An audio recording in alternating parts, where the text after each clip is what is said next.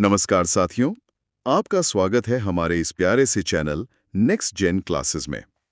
आज की इस क्लास में हम पढ़ने वाले हैं मानव रक्त के बारे में।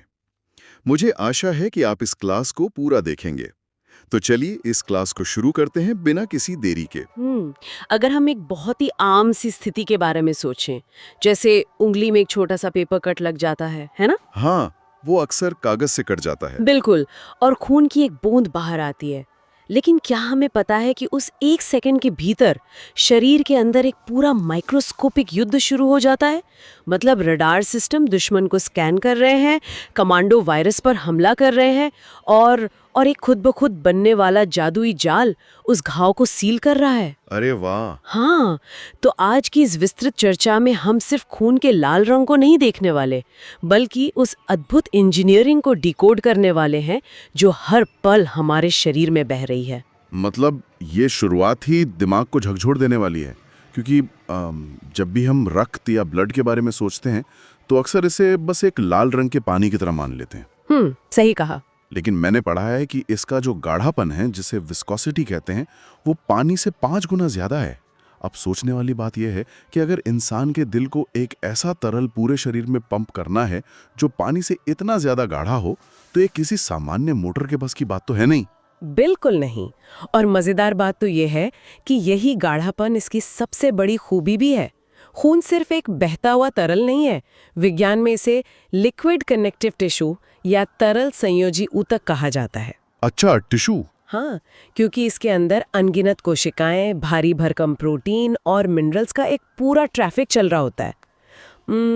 सोचिए, अगर ये पानी जितना पतला होता तो क्या होता? तो शायद वो बहुत तेजी से बह जाता। एकदम सही। धमनियों और शिराओं में जो एक निश्चित दबाव या ब्लड प्रेशर चाहिए, वो बन ही नहीं पाता।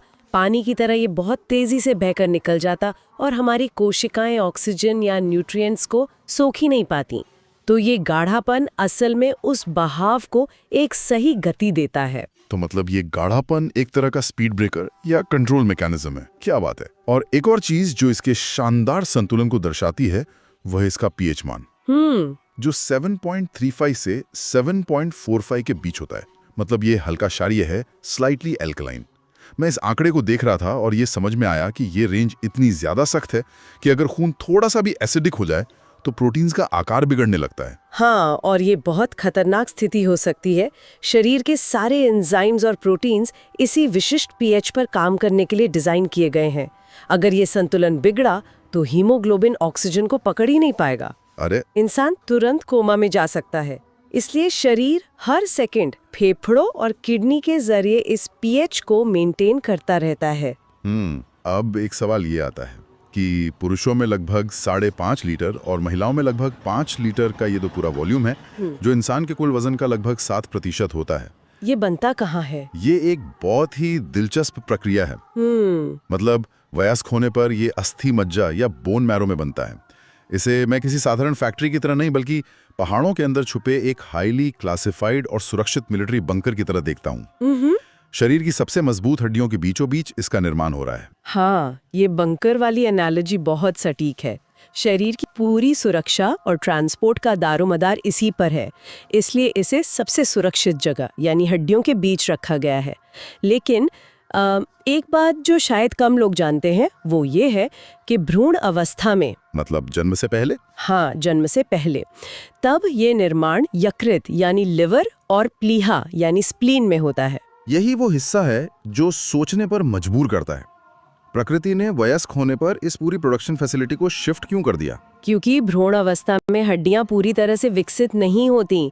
वो ज्यादातर कार्टिलेज की बनी होती हैं। अच्छा, वो मुलायम होती हैं? बिल्कुल। और वो अंदर से खोखली या इतनी बड़ी नहीं होती कि इस भारी भरकम मिलिट्री बंकर को संभाल सके। इसलिए शुरुआत में लिवर और प्लीहा इस जिम्मेदारी को उठाते हैं। फिर जैसे जैसे हड्डियां मजबूत और बड़ी होती हैं, बोन मैरो जगह ले लेता है। क्या इंजीनियरिंग है! और पता है, इस पूरी फैक्ट्री का जो मास्टर कंट्रोलर है वो कौन है? वो है एरिथ्रोपोएटिन या EPO नाम का हार्मोन। EPO। हमारी किडनी हर वक्त खून में ऑक्सीजन के स्तर को नापती रहती है। जैसे ही ऑक्सीजन कम होती है, किडनी EPO हार्मोन रिलीज करती है, जो सीधा बोन मैरो में जाकर संदेश देता है कि प्रोडक्शन बढ़ाओ। तो किडनी एक तरह से क्वालिटी कंट्रोल इंस्पेक्टर है जो बोन मैरो को ऑर्डर दे रहा है। अब इस बंकर से जो सबसे मशहूर प्रोडक्ट बनकर निकलता है वो है लाल रक्त कण यानी आरबीसी। इनकी संख्या किसी भी अन्य कोशिका से कई ज्यादा है। हाँ, सबसे ज्यादा। पुरुषों में 5.5 मिलियन और महिलाओं में 4.5 मिलियन प्रति क्यूबिक मिलीमीटर। और मैंने देखा है इनका आकार बाइकॉन्केव होता है, जैसे किसी डोनट या पेड़े को बीच से दबा दिया गया हो। इस अजीब से आकार के पीछे भी शानदार फ्लूइड डायनामिक्स है। गोल और बीच से चपटे होने के कारण इनका सरफेस एरिया बढ़ जाता है ताकि वो ज्यादा ऑक्सीजन सोख सके। एकदम सही, जिससे ये ज्यादा से ज्यादा ऑक्सीजन सोख पाते हैं। और साथ ही ये आकार इन्हें इतना लचीला बनाता है कि ये अपने से भी छोटी और संकरी केशिकाओं से आसानी से मुड़कर और पिचक कर निकल जाते हैं। वाह! लेकिन इनकी सबसे हैरान करने वाली बात इनका वो बलिदान है जो ये करते हैं। विज्ञान में हर जीवित कोशिका का एक दिमाग यानी केंद्रक होता है, जिसे हम न्यूक्लियस कहते हैं। बिल्कुल। लेकिन आरबीसी एक ऐसी कोशिका है जो अपना केंद्रक और बाकी सारे ऑर्गेनेल्स बाहर फेंक देती है। और यही वो महान जैविक त्याग है। आरबीसी का एकमात्र मिशन है शरीर के हर कोने तक ऑक्सीजन पहुंचाना। अगर उसके अंदर खुद का केंद्रक रहेगा तो हीमोग्लोबिन और ऑक्सीजन के लिए जगह कम पड़ जाएगी। तो वो जगह बनाने के लिए खुद को खाली कर देता है। हाँ, वो अपनी जिंदगी से ज्यादा अपने कार्गो को अहमियत देता है। वो खाली हो जाता है ताकि ज्यादा से ज्यादा ऑक्सीजन भर सके। लेकिन अपना दिमाग त्याग देने की एक भारी कीमत भी तो चुकानी पड़ती है ना। बिना केंद्रक के ये खुद की मरम्मत नहीं कर सकता, है ना? बिल्कुल नहीं कर सकता। और बिना लाइसोसोम के ये खुद को नष्ट भी नहीं कर सकता। 120 दिन के जीवन काल के बाद जब ये बूढ़ा और कमजोर हो जाता है, तब इसकी कहानी में प्लीहा यानी स्प्लीन की एंट्री होती है। सही कहा। प्लीहा एक बेहद सख्त सिक्योरिटी चेक पॉइंट की तरह काम करता है। इसकी नलिकाएं बहुत ही संकरी होती हैं। जो आरबीसी जवान और लचीले होते हैं वो तो मुड़कर निकल जाते हैं, और जो पुराने हो गए, जो 120 दिन पुराने और सख्त हो चुके हैं, वो इन संकरी नालिकाओं में फंस जाते हैं और टूट जाते हैं। इसीलिए प्लीहा को आरबीसी का कब्रिस्तान या ग्रेवयार्ड कहा जाता है। वहां मौजूद जो मैक्रोफेज होते हैं वो इन मृत आरबीसी को खाकर खत्म कर देते हैं। तो कचरा साफ हो गया। हाँ, और उनके अंदर के आयरन को वापस बोन मैरो भेज देते हैं ताकि नया खून बन सके। ये रिसाइकलिंग का बहुत ही कमाल का सिस्टम है। लेकिन प्लीहा सिर्फ कब्रिस्तान नहीं है, मैंने पढ़ा है कि ये एक इमरजेंसी रिजर्व यानी ब्लड बैंक भी है। जी हाँ, बहुत बड़ा ब्लड बैंक। अगर शरीर में अचानक भारी रक्तस्राव होने लगे तो तंत्र का तंत्र प्लीहा को सिकुड़ने का आदेश देता है, जिससे उसके अंदर स्टोर किया हुआ एक्स्ट्रा खून शरीर में धकेल दिया जाता है। बिल्कुल। और यही कारण है कि मलेरिया जैसी बीमारी में प्लीहा सबसे ज्यादा डैमेज होता है, क्योंकि मलेरिया का परजीवी सीधे आरबीसी को तोड़ता है और प्लीहा पर कचरे की सफाई का इतना भार आ जाता है कि वो सूज जाता है। बहुत सही पॉइंट है ये। वैसे हीमोग्लोबिन की बात किए बिना आरबीसी की कहानी अधूरी ही रहेगी। ये आयरन और ग्लोबिन प्रोटीन का एक बहुत ही जटिल स्ट्रक्चर है। एक स्वस्थ पुरुष में इसका स्तर 13 से 18 ग्राम प्रति डेसीलीटर और महिला में 12 से 16 होना चाहिए। ये हीमोग्लोबिन असल में एक चुंबक की तरह काम करता है। जैसे ही खून फेफड़ों से गुजरता है, ये ऑक्सीजन को अपनी ओर खींचकर ऑक्सी हीमोग्लोबिन बना लेता है और वापसी में ये कोशिकाओं से कार्बन डाइऑक्साइड खींचकर कार्बामीनो हीमोग्लोबिन के रूप में फेफड़ों तक वापस लाता है। तो ये एक पूरा ट्रांसपोर्ट सिस्टम है। अब जब हमारे पास 5.5 लीटर का ये शानदार ओपन हाईवे सिस्टम है जो पूरे शरीर में बेशकीमती ऑक्सीजन और न्यूट्रिएंट्स ढो रहा है, तो जाहिर सी बात है कि बाहरी बैक्टीरिया और वायरस भी इस हाईवे पे कब्जा करना चाहेंगे। बिल्कुल चाहेंगे। और यहीं से इस पूरी प्रणाली की सबसे खतरनाक और एडवांस्ड फोर्स की एंट्री होती है, श्वेत रक्त कण यानी WBC, शरीर का रक्षा तंत्र। 30 क्यूबिक मिलीमीटर के बीच इनका जीवन काल भी महज कुछ दिनों का होता है, लगभग 4 दिन। लेकिन इनकी खासियत ये है कि इनके पास अपना केंद्रक होता है। और यही एक बहुत बड़ा रहस्य सुलझता है। कौन सा? मतलब पुलिस या फोरेंसिक टीमें जब क्राइम सीन पर मिले खून की एक बूंद से DNA टेस्ट करती हैं, तो वो असल में आरबीसी का नहीं बल्कि इसी WBC के न्यूक्लियस के अंदर मौजूद DNA का इस्तेमाल कर रही होती हैं, क्योंकि आरबीसी तो अपना न्यूक्लियस पहले ही त्याग चुका होता है। ये एक बहुत ही शानदार तकनीकी पहलू है जो आपने बताया। इसके अलावा WBC के पास एक सुपर पावर होती है जिसे डायपेटिसिस कहते हैं। डायपेटिसिस, ये क्या होता है? ये सिर्फ खून के बहाव के साथ नहीं बहते, अगर किसी टिश्यू में इन्फेक्शन हो गया है तो ये WBC खून की नसों की दीवारों के बीच मौजूद माइक्रोस्कोपिक गैप से एक ऑक्टोपस की तरह पिचक कर बाहर निकल जाते हैं और सीधे युद्ध के मैदान में पहुंच जाते हैं। क्या बात है। मैं तो WBC के पूरे स्ट्रक्चर को एक आधुनिक सेना के रूप में देखता हूँ। इसमें अलग अलग डिवीजन है। बिल्कुल है। सबसे पहले एंटीबॉडीज हैं जो रडार या इंटेलिजेंस का काम करते हैं। वो शरीर में घूमते रहते हैं और किसी भी बाहरी अनजान चीज पर मार्कर लगा देते हैं। सही। फिर आते हैं लिम्फोसाइट्स, खासकर टी सेल्स, जिन्हें हम कमांडो कह सकते हैं। ये सीधा उस मार्कर वाले दुश्मन पर हमला करके उसे खत्म कर देते हैं। और फिर हैं मोनोसाइट्स, जो आकार में सबसे बड़े होते हैं। ये युद्ध के बाद के सफाई कर्मी हैं जो मरे हुए वायरस और डैमेज टिश्यू को खाकर जगह को साफ करते हैं। इस एनालॉजी से ये समझना बहुत आसान हो जाता है कि HIV या एड्स का वायरस इतना खतरनाक क्यों है। वो कैसे? ये वायरस शरीर के रडार या सफाई कर्मियों से नहीं उलझता। ये सीधे सेना के सेनापति और मुख्य कमांडो यानी टी लिम्फोसाइट्स पर हमला करता है और उनके अंदर घुसकर उन्हें ही नष्ट कर देता है। अरे बाप रे, मतलब चेन ऑफ कमांड ही खत्म कर दी। बिल्कुल। जब कमांडो ही नहीं रहेंगे तो रडार भले ही दुश्मन को पहचान ले, हमला करने वाला कोई नहीं होता। पूरा का पूरा रक्षा तंत्र पंगु हो जाता है।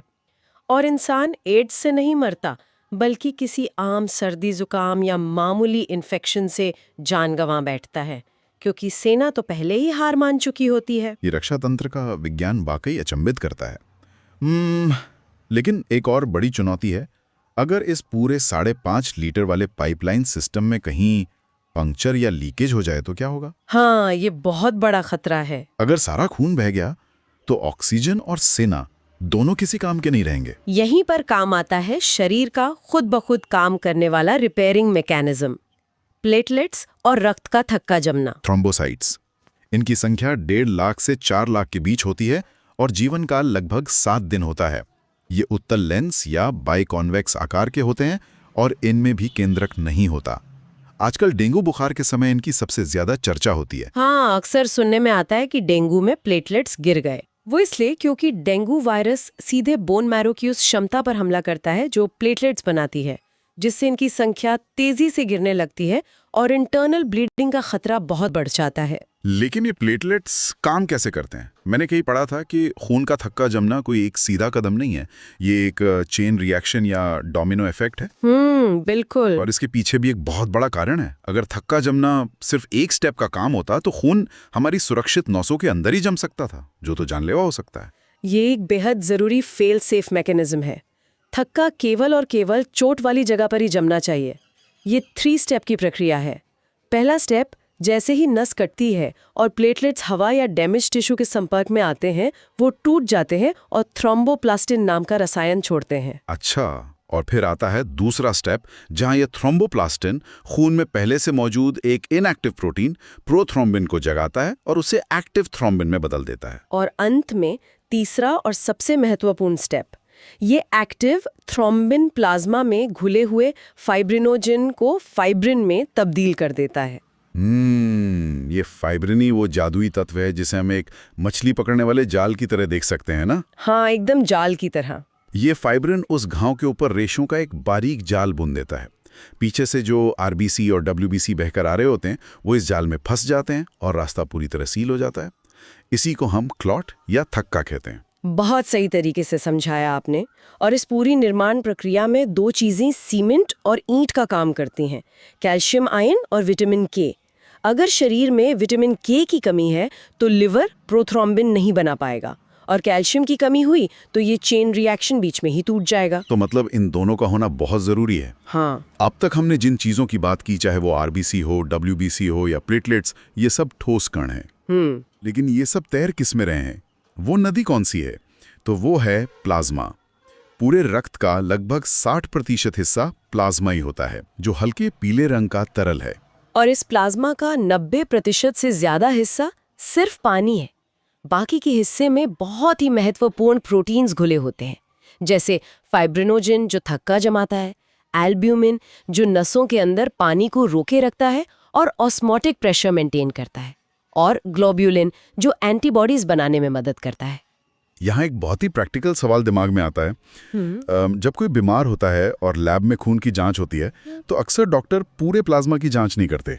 वो एक टर्म इस्तेमाल करते हैं, सीरम। हाँ, सीरम टेस्ट। विज्ञान कहता है कि प्लाज्मा में से अगर फाइब्रिनोजेन, जो थक्का जमाने वाला प्रोटीन है, उसे निकाल दिया जाए तो जो तरल बचता है उसे सीरम कहते हैं। ऐसा क्यों किया जाता है? सीधे प्लाज्मा का इस्तेमाल क्यों नहीं कर सकते? ये मेडिकल साइंस की एक बड़ी उलझन का बहुत ही बेहतरीन समाधान है। अगर डॉक्टर खून का सैंपल लें और उसमें फाइब्रिनोजन मौजूद रहे तो जैसे ही खून शरीर से बाहर आकर टेस्ट ट्यूब में जाएगा, वो हवा के संपर्क में आकर थक्का बनाने लगेगा। ओहो, तो जम जाएगा। बिल्कुल। अब जो खून जम गया है उसमें मशीनें बीमारी या एंटीबॉडीज को स्कैन नहीं कर सकती, इसलिए लैब में सबसे पहले खून को एक सेंट्रीफ्यूज मशीन में तेजी से घुमाया जाता है। इससे भारी कोशिकाएं नीचे बैठ जाती हैं, फिर ऊपर बचे प्लाज्मा में से क्लॉटिंग फैक्टर यानी फाइब्रिनोजेन को हटा दिया जाता है। अच्छा, तो फिर वो जमता नहीं है? हाँ, अब जो पारदर्शी पीला तरल बचता है यानी सीरम, वो कभी जमता नहीं है। उसमें आराम से सारी बीमारियों की सटीक जांच हो जाती है। ये वाकई में बहुत ही स्मार्ट तरीका है। अब थोड़ा ब्लड ग्रुप्स और रक्तचाप की बात कर लेते हैं। कार्ल लैंडस्टीनर का खोजा हुआ यह सिस्टम बहुत ही तार्किक है। हमारी आरबीसी की सतह पर जो एंटीजन होगा वही हमारा ब्लड ग्रुप होगा, जैसे ए, बी, AB या O। और प्रकृति का नियम देखिए, हमारे ही प्लाज्मा में उसके विपरीत एंटीबॉडी होगी ताकि हमारा शरीर खुद के ही खून पर हमला ना कर दे। इसी एंटीजन एंटीबॉडी के गणित से ये तय होता है कि कौन किसे खून दे सकता है। ग्रुप O को सर्वदाता या यूनिवर्सल डोनर कहा जाता है। क्यों? क्योंकि O ग्रुप वाले आरबीसी की सतह पर कोई एंटीजन होता ही नहीं है। तो वो एक तरह से अदृश्य है। हाँ, ये एक तरह का स्टेल्थ मोड है। जब भी किसी दूसरे के शरीर में जाता है तो सामने वाले की एंटीबॉडीज इसे पहचान ही नहीं पाती और इस पर हमला नहीं करती। वहीं ग्रुप A भी सर्वग्राही है, क्योंकि उसके प्लाज्मा में कोई एंटीबॉडी होती नहीं है, इसलिए वो किसी का भी खून स्वीकार कर लेता है। बिल्कुल। और एक RH फैक्टर भी होता है। अगर D एंटीजन मौजूद है तो ब्लड ग्रुप पॉजिटिव, और अगर नहीं है तो नेगेटिव। और इस पूरे 5.5 लीटर के तरल को इन सारे कमांडोज, ऑक्सीजन और जालों को नसों में दौड़ाने के लिए जो प्रेशर लगता है वो है रक्तचाप यानी बीपी। Blood pressure. सामान्य व्यक्ति का बीपी 120/80 मिलीमीटर्स मर्करी होता है, सिस्टोलिक और डायस्टोलिक। इसके पीछे भी फ्लूइड मैकेनिक्स का बहुत सीधा सा नियम है। वो ये कि दिल से खून को पूरे शरीर की धमनियों में भेजना है, अक्सर गुरुत्वाकर्षण के खिलाफ। इसलिए दिल को बहुत ताकत से पंप करना पड़ता है। वो प्रेशर है 120। लेकिन जब शरीर से खून वापस हृदय तक शिराओं के जरिए आता है तो वो एक रिलैक्स्ड फ्लो होता है, इसलिए वहां प्रेशर कम होता है, यानी 80। और अगर ये प्रेशर 140/90 के पार चला जाए, जिसे हाइपरटेंशन कहते हैं, तो ये नसों की अंदरूनी दीवारों को चीरना शुरू कर देता है। और 90/60 से कम हो जाए तो खून दिमाग और किडनी तक चढ़ ही नहीं पाता। हाँ, ये सिस्टम पूरी तरह से संतुलन पर टिका है, और जब ये संतुलन बिगड़ता है तब जन्म होता है रक्त विकारों का। जैसे अनीमिया सबसे आम है, विशेषकर भारत में महिलाओं में। ये हीमोग्लोबिन या आयरन की कमी है, जिससे शरीर में ऑक्सीजन की सप्लाई कम हो जाती है और हमेशा थकान रहती है। और वो जेनेटिक बीमारी हीमोफीलिया वे जेनेटिक बीमारी है जहां वो 3 स्टेप वाला फेल सेफ मैकेनिज्म ही काम नहीं करता।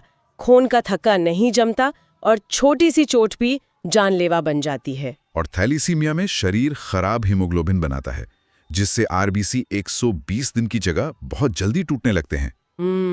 और सबसे ज्यादा डराने वाली स्थिति तो ल्यूकेमिया है, जिसे ब्लड कैंसर कहा जाता है। जिन WBC को हमने शरीर की रक्षक सेना कहा था, अगर वो ही अनियंत्रित होकर अपनी ही बोन मैरो में पागलों की तरह बढ़ने लगे तो वो शरीर के लिए रक्षक नहीं, भक्षक बन जाते हैं। जीव विज्ञान का सबसे बड़ा सच यही है, किसी भी चीज की अति या कमी जीवन के लिए खतरा है। बिल्कुल सही बात। तो आज की इस पूरी चर्चा का अगर हम समेटें तो मानव रक्त सिर्फ लाल पानी नहीं है। आरबीसी एक बिना दिमाग वाला ऑक्सीजन ट्रांसपोर्टर है जो दूसरों के लिए जीता है। WBC एक फुल प्रूफ डिफेंस आर्मी है। प्लेटलेट्स बेहतरीन इंजीनियर हैं जो पल भर में जाल बुन सकते हैं। बोन मैरो वो छिपा हुआ बंकर है जहां से सब कंट्रोल हो रहा है। हृदय मोटर है और प्लीहा सफाई कर्मचारी। बहुत खूब। और इस पूरी व्यवस्था का सबसे हैरान करने वाला पहलू ये है कि शरीर के कुल वजन का सिर्फ 7% हिस्सा ये तरल पदार्थ है। लेकिन ये महज एक तरल नहीं है, ये एक पूरी की पूरी दुनिया है जो हर सेकंड हमारे अंदर बिना रुके बह रही है, हमें जिंदा रखने के लिए। क्या बात है, सच में मानव शरीर के इंजीनियरिंग किसी चमत्कार से कम नहीं है। अगर आप लोगों को ये क्लास अच्छी लगी हो तो वीडियो को लाइक और चैनल को सब्सक्राइब जरूर करें। यदि आपको इस क्लास का PDF नोट्स चाहिए तो कमेंट में PDF नोट्स लिखिए। तो मिलते हैं अगली कक्षा में, तब तक के लिए धन्यवाद।